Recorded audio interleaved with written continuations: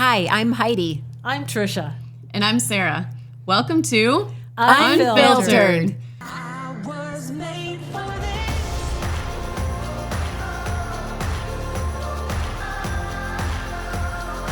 I was made for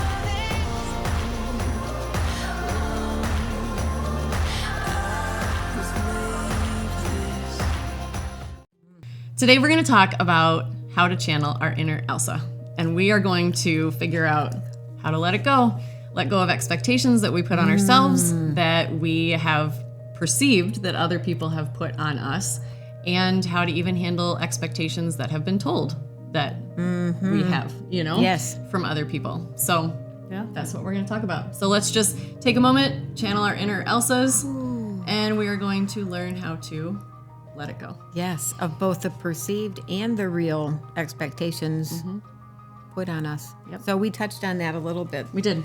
when we last talked, and I think this could be an interesting conversation. And I think for myself, even in this little bit of time that I've been kind of thinking it through, I think we do a lot more responding to perceived expectations than we may realize.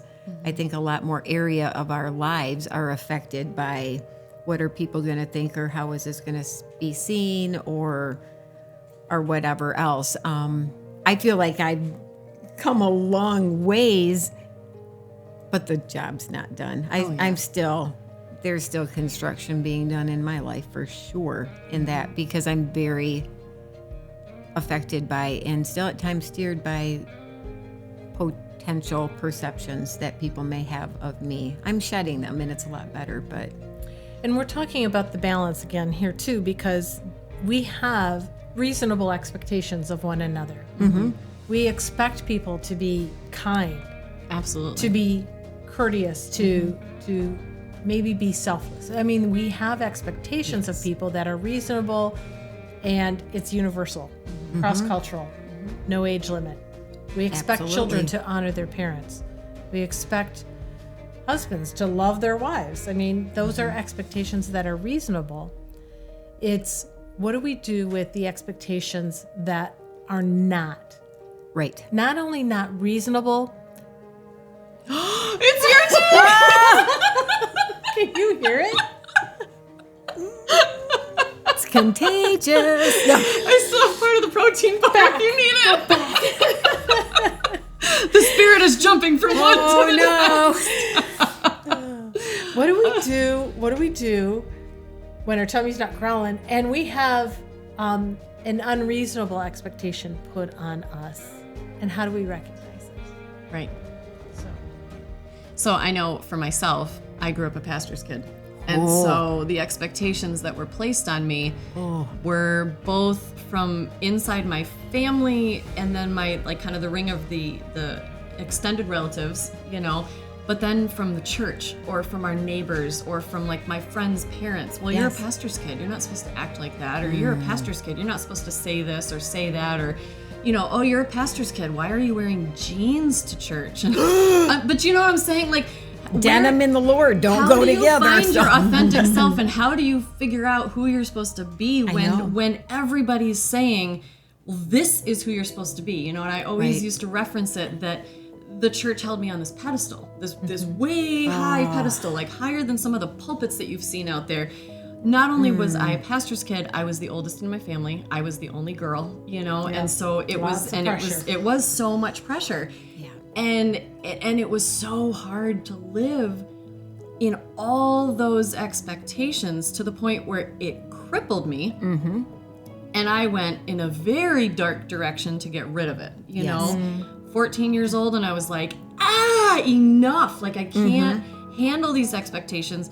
So then I got to the point where I was like, well, if I'm just a screw up, if I just mess around, if I just, if I don't care, then I'm just going to disappoint them embrace it. anyways. I might as well just go, I usually commit to things. I sure did. I committed 100% to that, Yes. But it was as a 13-year-old, that was the point where I crumbled. It was just too much. And I remember it was different with my brothers. They didn't have that same level of expectations that I did. Like the whole spotlight was on me.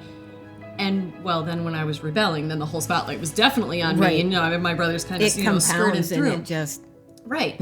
But even from like my extended family, I mean, I was referred to as the wild child from New York for quite a while.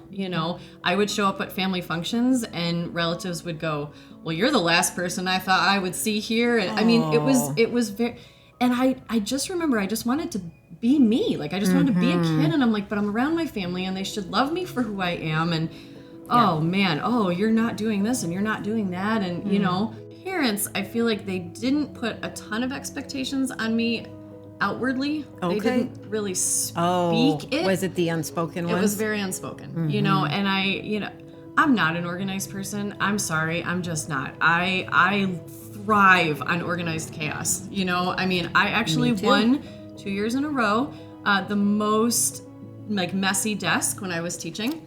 It had stuff everywhere, and I but won you 2 knew. years in a row. I was You the knew. messiest teacher, but if you asked me where anything was, you knew where it was. I got it.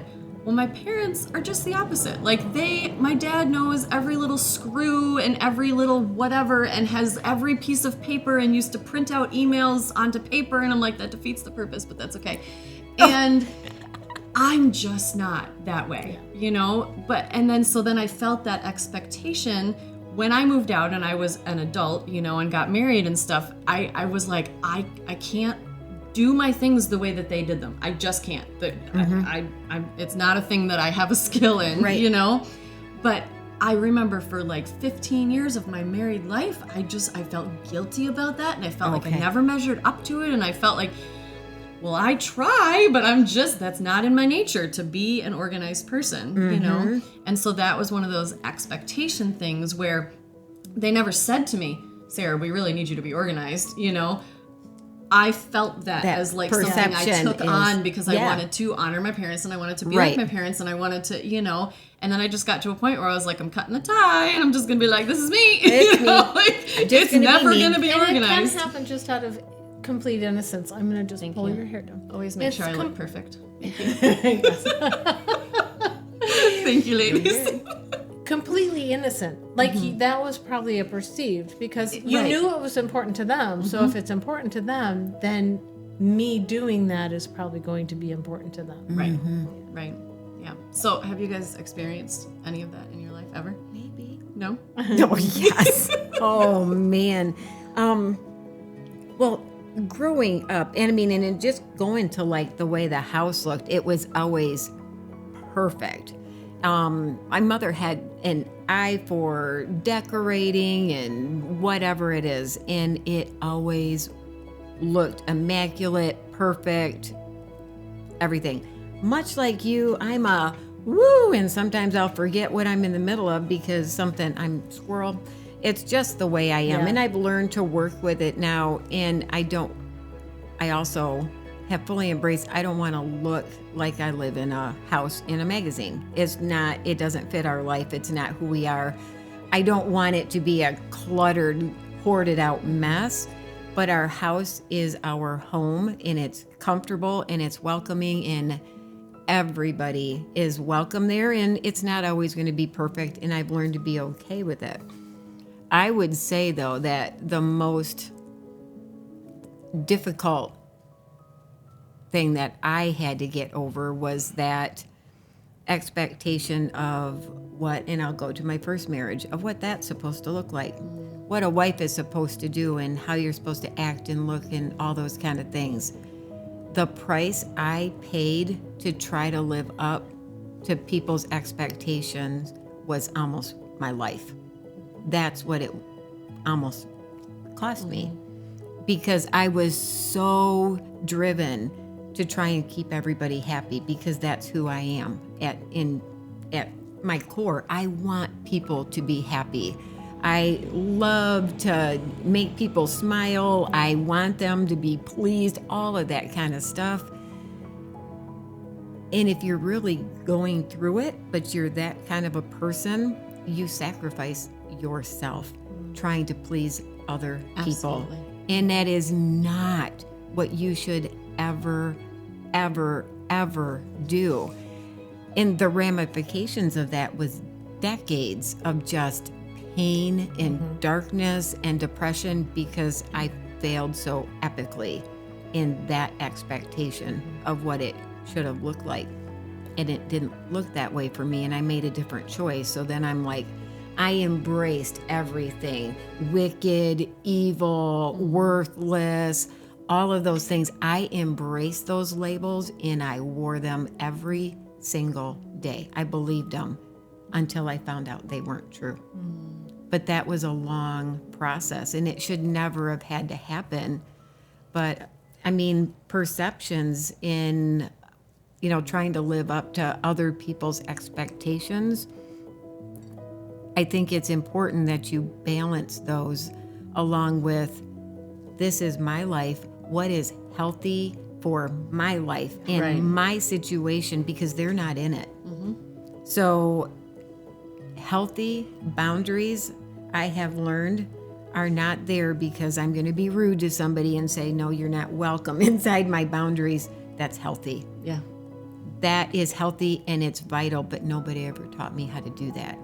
So I allowed everybody in. Everybody got access and a piece of, and my well was so empty all the time because it was all about other people. And it's a horrible way to live. Horrible. Costs way too much. I could have said the same thing with the marriage expectation because of the personality difference. We have to learn how to dance, and my spiritual giftedness is not organization. I have to be organized in order to have spiritual growth, though. And spiritual growth, exhortation, shepherding, that kind of thing, that is my. So this is like an undergird. I have to have it, but I'm not wired that way. And like you were saying with your mom and dad, my folks, because we just took care of all of my mom's things, and my dad moved in with my sister, and I have boxes and boxes.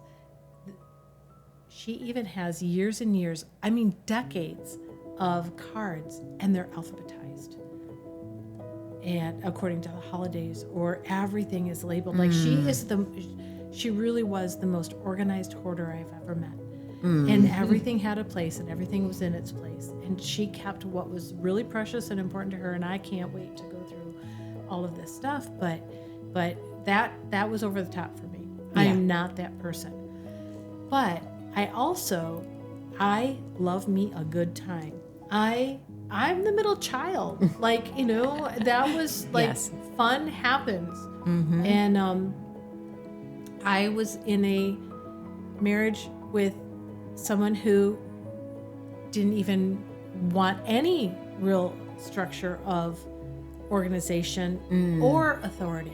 So he was way funner than I was, way funner. And so then there's no leadership.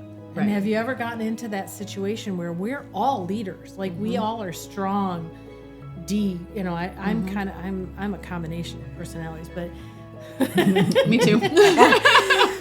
but I'm driven. I'm like, how am I a middle child still type A? Well, because of my upbringing, I think has a lot to do with it. My parents were hard workers, and so anyway.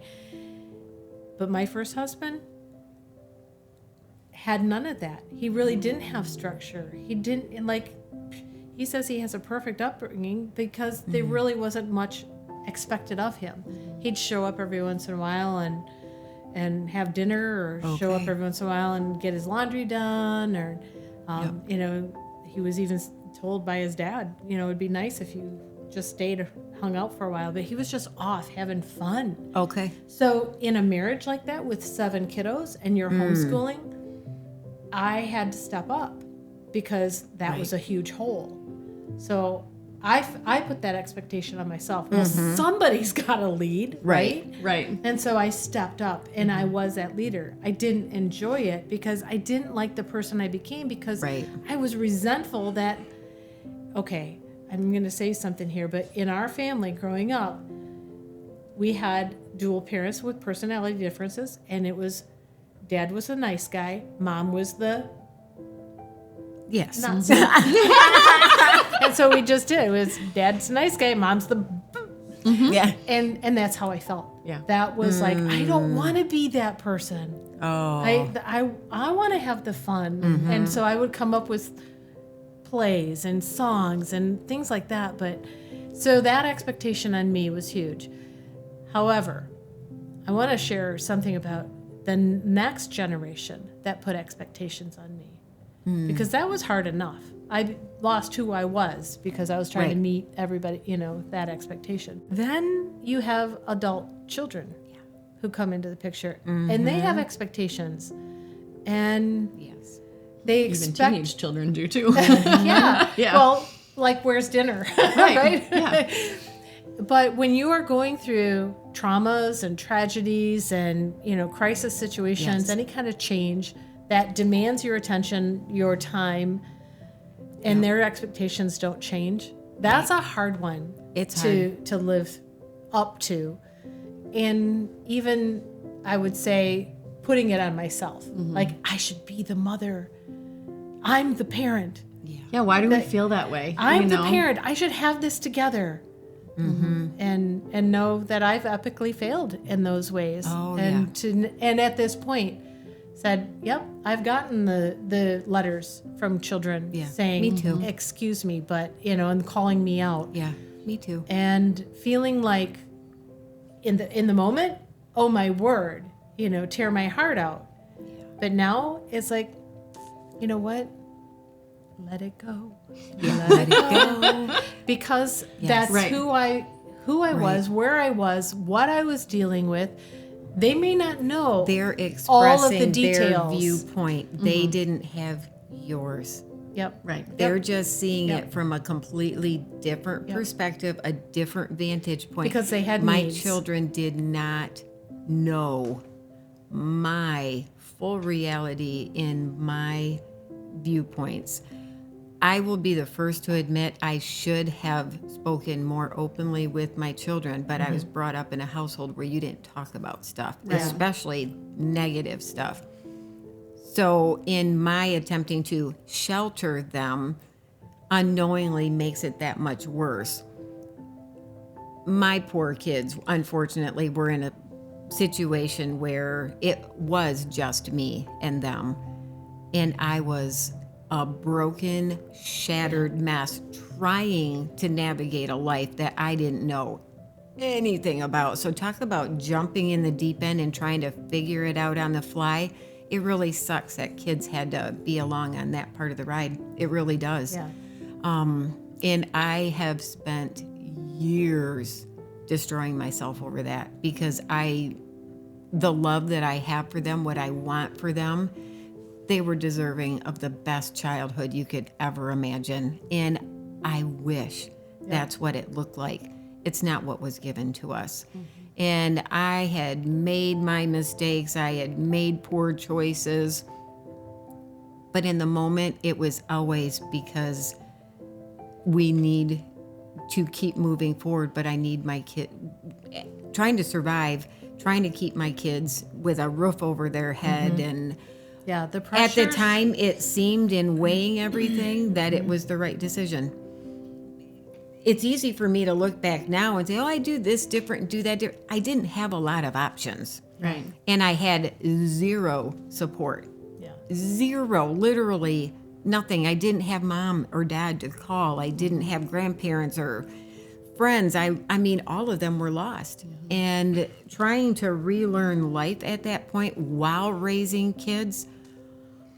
Well, and as moms, the expectations that we put on ourselves is astronomical. I mean, it really is. And especially like these days, you look at like the Pinterest things and you look at the, all the Facebook posts Moms and the do Instagram everything and everything. perfectly. And Love it. people are signing their kids up for preschool like before they're born. And, all of this expectations that we put on ourselves as women, as moms, as wives, that is so heavy. Like, how It do we is. even take steps forward every day, And you always have to, like, keep up, oh, my kid's Yes. doing this or my kid's doing that. And then what do? How does that affect our self-esteem when our kids aren't doing those things that we want them to be or whatever. And so the whole thing is just very like cyclical, there's no way to get out of that.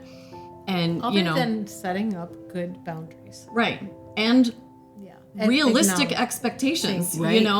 that kids are not going to do exactly what you want them to do, and they're not going to Right. perform the way that you want them to, because they're their own people. Absolutely. Like neither one of my boys are planning on going to college right now. Okay. That's okay. Yes, it is. I mean, number one, my oldest went through all the COVID, like graduating in the middle of all of that. 50% of the kids from that year that graduated didn't go to college, Right. And does that make me feel like he's any less than? Not even in the least. No, but it actually makes me want to ask, why did they not go to college? Because they weren't under so much pressure and expectations to go to Right. college, because it wasn't the big push. Not everybody was sharing Right. all of their college tours and Yeah. recruit things and Yeah. whatnot. So he's not going to And- owe $100,000 and No. have an arts degree. But or, why does that mean that he couldn't go later if he chose to? You know what I'm saying? Like, I'm why in does it have to be this full-time cookie right cutter now, and I'm thing? 55 years old and a Yeah. full-time college student, Absolutely. and thriving because it's the right time. I'm just so proud of him for doing what he wanted to, rather Yes. than Yeah. like having to feel like he had to, I Like, don't that's know, what like you're measure up supposed to to do? something or whatever, And I mean, half of the kids that went to college that year have already dropped out, because they're just like, this isn't what I want right now, And I love that, because I'm like, embrace who you are, what you want to be. And don't be crushed by your parents' expectations of you Please, have to yes. get A's and you have to do this and you have to do that. You Like, have to be a 3-season sport oh my gosh, person, right? and Yeah. The pressure put on kids is it's astonishing insane. It to is. me right now. So how It do is. we release the pressure valve, that expectation on our kids? And at what age? So we have the healthy expectations, we have the reasonable expectations. Character development, I think, is crucial. Right. But when are we most susceptible to putting unrealistic expectations on kiddos? I think we have to talk to our kids more. I think that we have to ask them. Like, so say they get involved in sports when they're young. Do they So want to be involved? Right. Do you still want to do this? Or are you doing this because you think that I want you to do this? Are you playing baseball because I really love going to the games? Or, or is this what you really want to do? Because I feel like a lot of times kids got on these tracks because when they're young, parents put them They in sign those them up. tracks. You go to Little League, then we're going to play soccer, Right. and little Susie's got to go to dance class, and then we're going to do gymnastics. And now our kids are scheduled after Yes. school. Got to do this, and then you got to do this, and you got to do this. Now hurry up and do your homework. When did your kid get to go in the backyard and play and get dirty? Yeah. When? When did they just get to play? When did the kids come over and just run through the sprinkler? I mean, when do kids get to be kids anymore? Exactly. It's so structured and scheduled. Yeah. So I think communication is a huge part of that. What do you want to do? What do you want to be participating in? What all of that, and just checking in with them, not just automatically Yes. re-signing them up for Little League or re-signing them up for Absolutely. bowling or gymnastics or Right. whatever, and saying, Get to know like, them. I have a friend who, I will not say who it is, but their child is involved in an activity, and they're involved in that activity because they always have been involved in that activity, and they don't know how to they don't know how to say, I don't want to be a part of this anymore, So with that comes the expense of, like, if you are taking any kind of classes, Yes. whether it's gymnastics is a very expensive sport, and then Yes. you go on to tours and you do that every weekend, and you're so heavily invested the financially. whole family the gets whole in. family. Oh, yeah. You lose A lot of times family time. you're missing out on church, or the other. You're losing out just sitting Just and time having to dinner be. together. Yeah, Yes, yeah, yeah. because everything is rush. But then when they get to high school and they're like in 10th or 11th grade, and I'm just saying this for a friend, of course. Yeah. Hypothetically And- speaking. and money has just been thrown at volleyball every year, volleyball camp, volleyball camp with one of the best volleyball coaches in the world. So a lot of investment.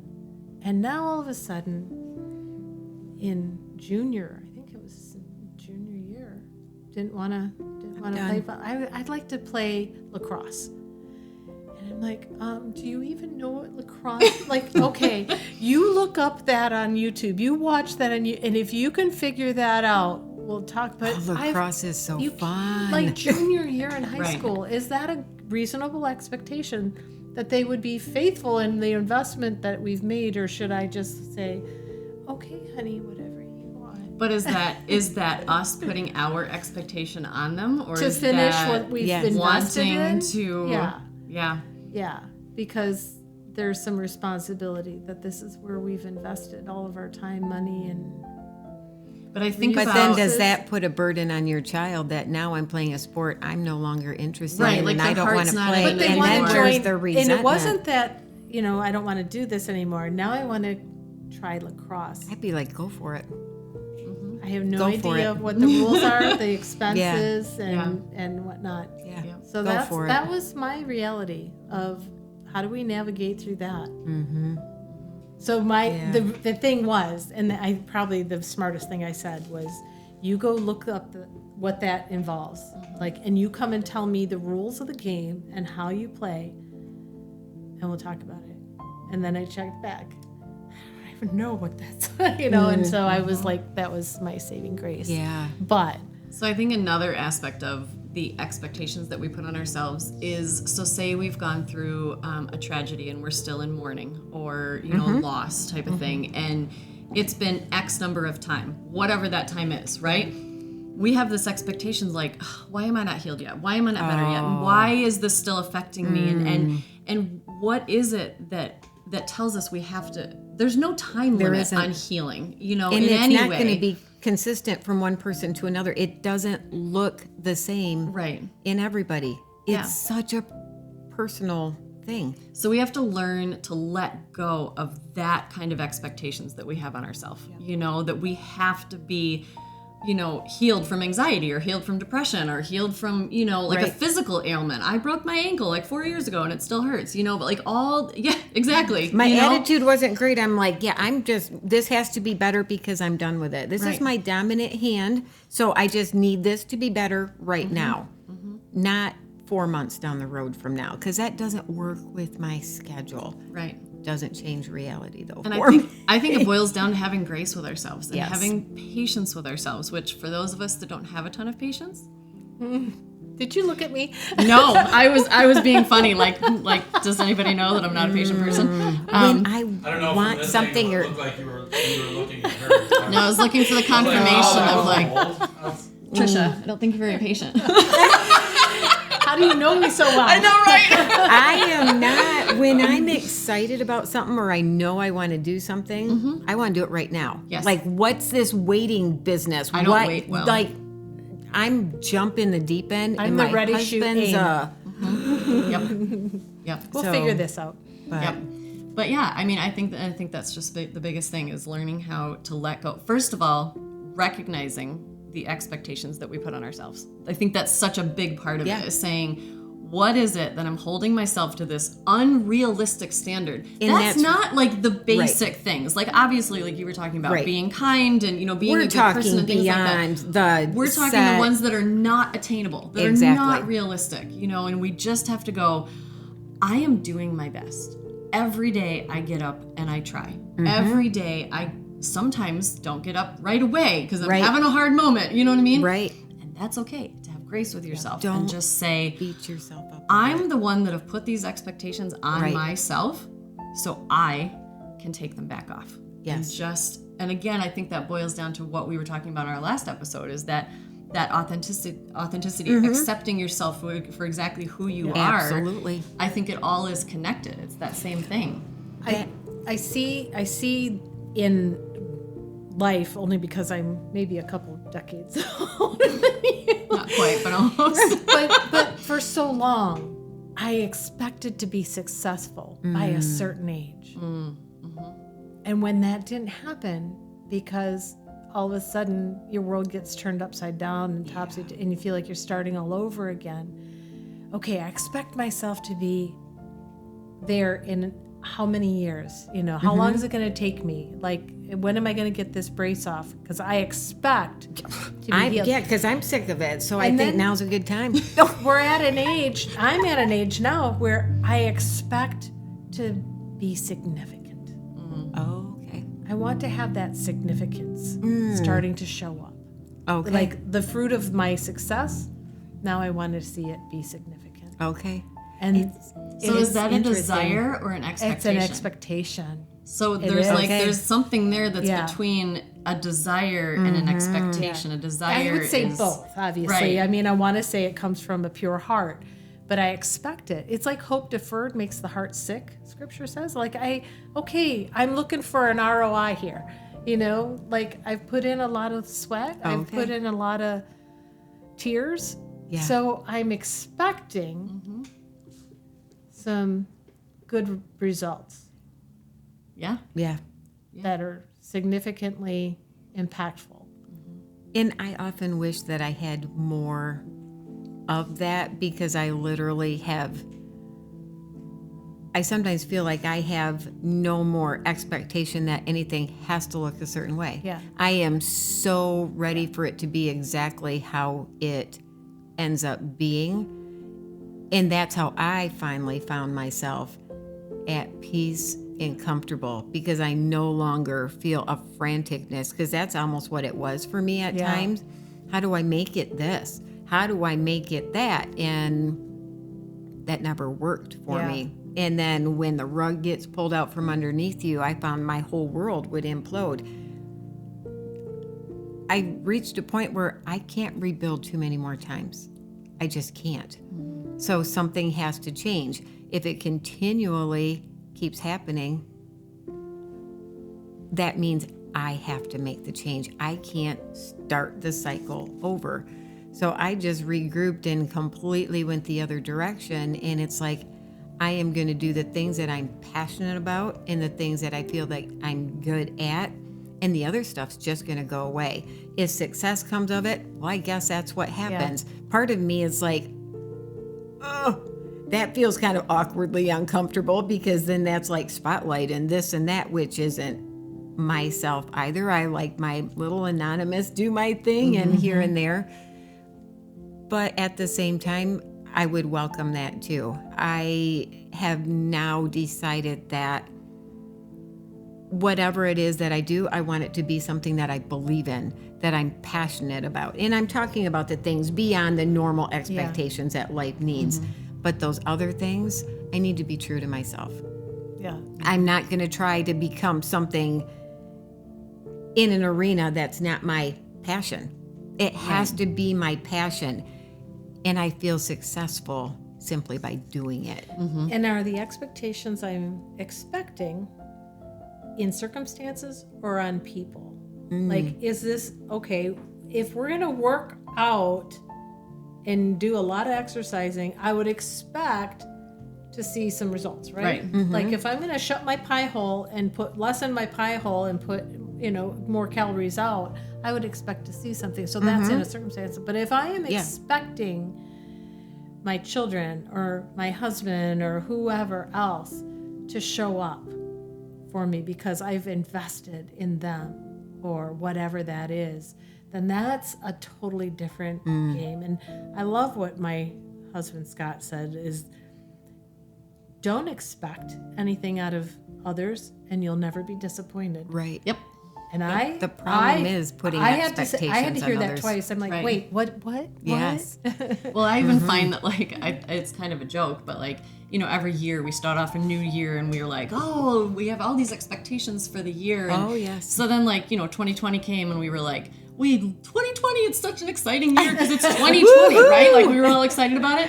And then it was like, oh, and so then 2021 we were like, this is gonna be our year. We're gonna get this back. We're all good, right? And so we're still kind of having those expectations. And then we were like, nope. And then 2022 came, and we were like tiptoeing, and we were like, but it's 2022. We're a couple years out. This is great. And Can we go? Yay! we entered now. 2023 like, Don't Can we peek don't around talk to the anybody. corner? Don't have any expectations for anything, and it might be okay. You know what I'm saying? But Because I have no idea what's going to happen this year. right, right. And so I'm like, okay, that's not good in some ways, but it is good in others. You know what I'm saying? Just letting things happen and just letting things kind of naturally come about. Right.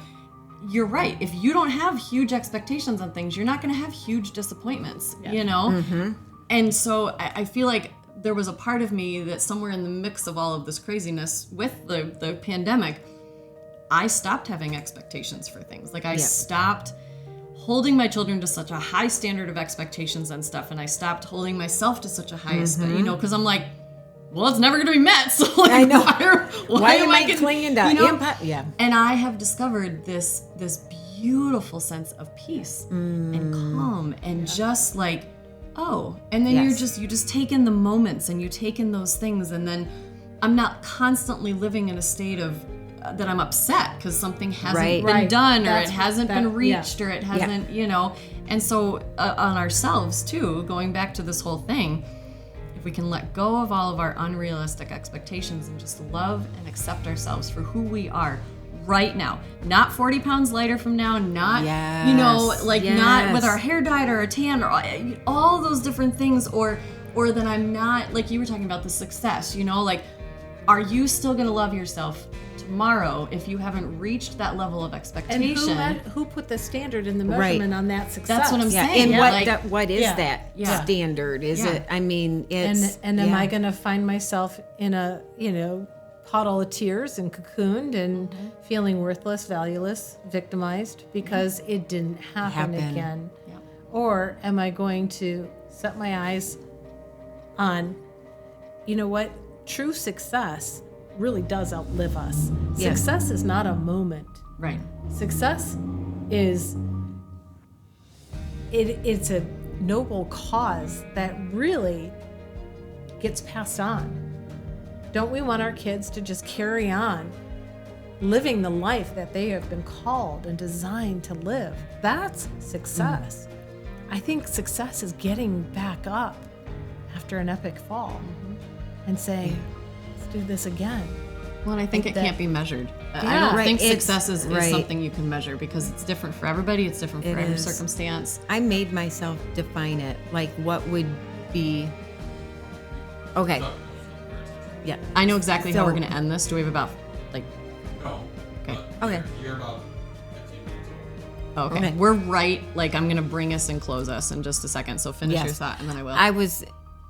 I finally sat myself down in Heidi, at the end of your life, when you have drawn your last breath, what to you would show that you lived a successful life? And it immediately, it didn't even hesitate. And that's what shocked me. I said, if people said that she was a nice person. That to me defined what success was. She was nice. She was a kind person who loved people. And my whole perception of success changed immediately. And it hasn't changed because how I leave people feeling and what I've contributed to the world that impacts the people around me, that to me is success. And, you know, I know that it's different for different people, but for me, I finally defined it and that felt right to me. And it took all the pressure off to be anything else because at the end of the day, my goal for success was to love and to be kind and to be nice. I think for me, the one thing that I can say is what can I expect that will come true, that I can count on, is that I will fail over and over Yep. and over. And yet at the same time, I can also expect that I have a God who loves me so much, like immeasurable love, immeasurable unforgiveness. I love that verse that says he loves us with an everlasting love, and underneath are his everlasting arms. There is nothing that can separate me from that. So I can expect that because Right. of my relationship with him in a personal way. But I can also expect that I'm never going to get it all together. I'm just not this side of glory. Right. That's the whole beauty of the journey. Is that this is the rehearsal, and it's never going to look like it's going to on that side of glory. I think if we can get women to understand that at a young age, don't look at adults. Don't look at somebody that's 55 and think, oh, it's going to be so much better because you're going to have it all figured out. Because, honey, no. No. Though it continues, it's just different because life experiences just build a learning, and other people can help you towards that too. But I think until your dying breath, it's going to be a continual journey of learning, and it's never going to be all together. You're never going to have it all right. You're never going to wake up and say, nobody's ever well, I got it all figured out. Life's Yeah. just an easy roll from here on out. No bumps for me anymore. And nobody Sorry else about is you going guys to back there. fulfill all of my expectations. No, That is way too you much can't pressure. look for it outside of yourself and expect other people to do that. That's not fair to them. Well, thank you for joining us for this episode of Unfiltered. We will see you next time. Looking forward to Bye. it. Bye.